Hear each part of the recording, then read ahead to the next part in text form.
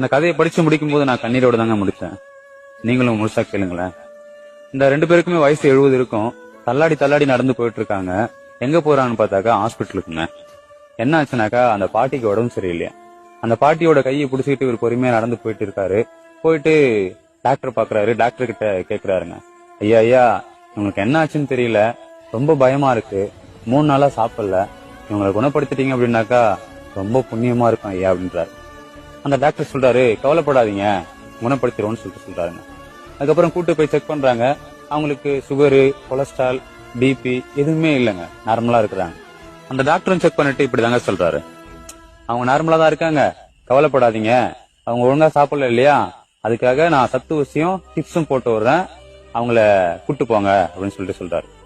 உடனே அந்த பாட்டி, ஐயா அப்பனா அவருக்கும் ஒரு பாட்டில் போட்டு விடுங்க அப்படின்னு சொல்லி கேக்குறாங்க. ஏன் அவருக்கும் உடம்பு சரியில்லையா?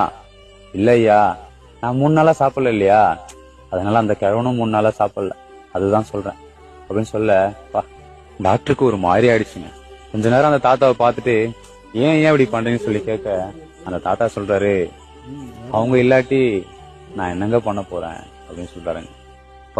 இந்த காதல் எந்த வயசுமே விட்டு வைக்க மாட்டதில்ல.